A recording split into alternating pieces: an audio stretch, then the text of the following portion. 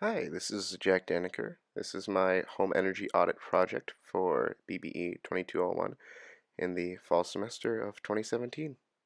For this project, I measured the electric output of several devices in my parents' house.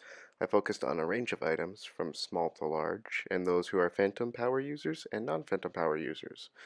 Measurements were taken from the kilowatt meter pictured on the right. Time for a bit of background information.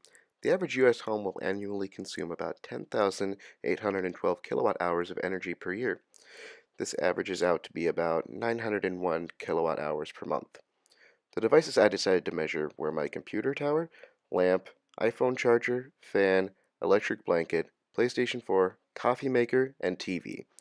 I also found a report that says a PS4 will cost its owner $18 a year in energy. We'll see if my data supports this claim. The chart on the right shows that space heating and cooling is the #1 user of energy in residential homes in the United States, which I unfortunately did not get the chance to measure. One of the requirements for this project is to take a picture of oneself doing said project. So here's a picture of me with the kilowatt meter measuring the electric output from my lamp. Now, I apologize the picture isn't closer to the meter. My room was a bit too cluttered for me to get any closer, and my face is a bit cut off in this picture, so I thought just to prove that that is indeed me, I'd take a picture of myself editing the slide in the PowerPoint. So there, I did indeed do this project. To calculate the numbers in the following tables, I first used the kilowatt meter to find the watts a device would use.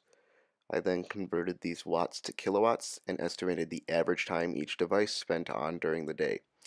For the PS4 and computer tower, I left the kilowatt meter plugged in for a few days and then averaged the numbers from there.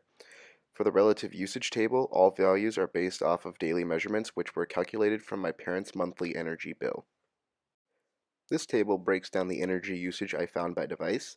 I measured power, phantom power, usage per day, phantom usage per day, and energy used per day. In terms of energy used daily, no device exceeded zero point 0.5 kilowatt hours per day. I then built a table around the daily cost and energy usage based on my parents' previous month's energy bill.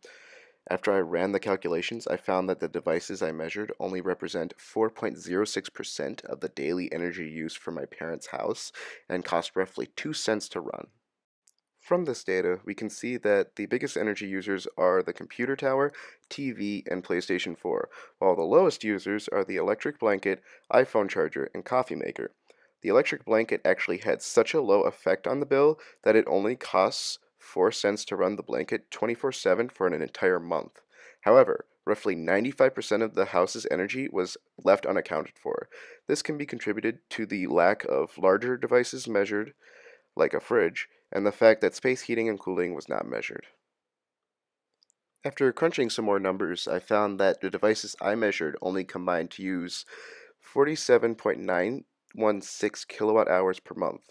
My parents' previous bill had a total of 1,182 kilowatt hours for the entire month, meaning that I found only 4.05% of the kilowatt hours used for the entire month. So what can I conclude from this study? For starters, I should watch less TV, or rather leave the TV off if I'm not paying attention to it. I should also leave my PlayStation in rest mode when downloading stuff, rather than on as a way to save power. My PlayStation currently costs me $18.25 a year in electricity, which is just 25 cents more than the other study showed. Electric blankets are surprisingly not a huge burden. And the most important takeaway from this experiment is that I should never drink coffee again. It will save me $3.65 a year. Here are some of my references, and thank you for your time.